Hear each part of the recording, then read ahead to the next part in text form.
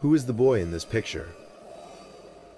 The question hung in the air like a lead weight. Mrs. Johnson's voice quivered as she clutched the Polaroid, her eyes fixed on the faint, spectral figure that seemed to materialize behind her family in the photo. The image had been taken just hours earlier, during a sunny backyard celebration for her daughter Emily's 5th birthday. But now, as the house lay quiet and the family reviewed the photos, the joy of the day seemed overshadowed by a growing unease. The photo showed the family gathered around the birthday table. Emily sat front and center in her pink party dress, clutching her stuffed rabbit. Behind her were her parents, her older brother Jacob, and an assortment of aunts, uncles, and cousins, all smiling brightly. But standing just behind Jacob, near the edge of the frame, was the faint outline of a young boy. He appeared to be no older than 7, his short, unkempt hair and plain, old-fashioned clothes contrasting sharply with the vibrant scene. No one had noticed him at the party. He wasn't a guest, a neighbor, or anyone the Johnsons recognized. Worse still, the figure wasn't entirely solid. His edges seemed blurred, and the light around him appeared unnatural, as though he didn't belong in the scene. At first, Mrs. Johnson tried to dismiss it. Perhaps it was a trick of the light or a flaw in the film. But her husband's reaction confirmed her fears. He studied the photo closely, his face turning pale. "That's not a camera glitch," he said quietly. "There's something there." The unease takes root. The family's unease deepened as they reviewed the other photos from the day. None of them contained the mysterious boy. Only the group shot in front of the birthday table showed him, standing eerily still, his face blank and emotionless.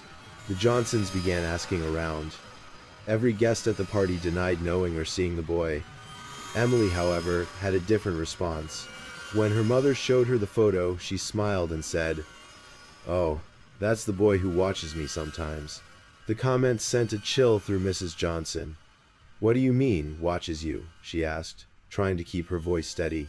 "He stands in the corner of my room," Emily replied matter-of-factly, pointing toward the far corner of her bedroom. "He's quiet. He doesn't say anything. He just watches." End quote. Over the next few days, the atmosphere in the Johnson household grew heavy. Emily began waking up in the middle of the night, crying and pointing toward the same corner of her room. Jacob complained about hearing footsteps in the hallway outside his bedroom, even though no one was there.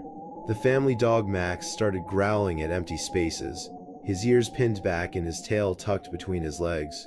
Then there was the photograph itself. No matter where the Johnsons placed it, it seemed to demand attention. Twice they found it lying face down on the living room floor, even though no one had touched it. Mrs. Johnson swore she heard faint laughter one evening, coming from the direction of the mantel where the photo had been displayed. A dark history. Unearthed. Unable to ignore the mounting disturbances, the Johnsons decided to look into the history of their property. They reached out to a local historian who specialized in the area. What they learned only deepened the mystery. In the late 19th century, the land their house stood on had been part of a farm owned by a family named Grayson. According to records, the Graysons had suffered a tragic loss. Their youngest son, Samuel, had drowned in a nearby creek at the age of 6. The historian provided a grainy black-and-white photograph of the Grayson family, taken just months before Samuel's death. The Johnsons were stunned. Samuel's image, a small boy with short hair and plain clothes, matched the figure in their Polaroid almost perfectly. Armed with this new information, the Johnsons began to wonder if Samuel's spirit might still be lingering on the land. But why had he appeared now, after so many years? And what did he want? Emily, who had always been a happy and carefree child, became more withdrawn as the weeks passed. She stopped playing with her toys and spent long hours staring out her bedroom window. When asked what was wrong, she simply said, "The boy is sad. He doesn't want to be alone." The disturbances in the house escalated. One night, Mr. Johnson was working late in the living room when he heard what sounded like faint tapping on the window. He looked outside, but no one was there. As he turned back toward the room, he saw the photograph lying on the floor again, its frame cracked. Another night, Jacob woke up screaming, claiming he had seen a boy standing at the foot of his bed. The family began to feel as though they were being watched at all times. Even during the day, the house seemed darker, its air heavy with an unspoken tension. A paranormal investigation. Desperate for answers, the Johnsons contacted a team of paranormal investigators. The team arrived with an array of equipment, including EMF detectors, infrared cameras, and digital voice recorders. They spent an entire night in the Johnsons' home, focusing on Emily's bedroom, the living room, and the backyard where the photo had been taken. The investigation yielded chilling results. In Emily's room, the temperature dropped sharply, and the EMF detector spiked repeatedly near the corner she had pointed to. The audio recorder captured faint whispers, though the words were indistinct. In the living room, the team captured what sounded like a child's laughter, followed by a single word: play. The most startling evidence came from the backyard.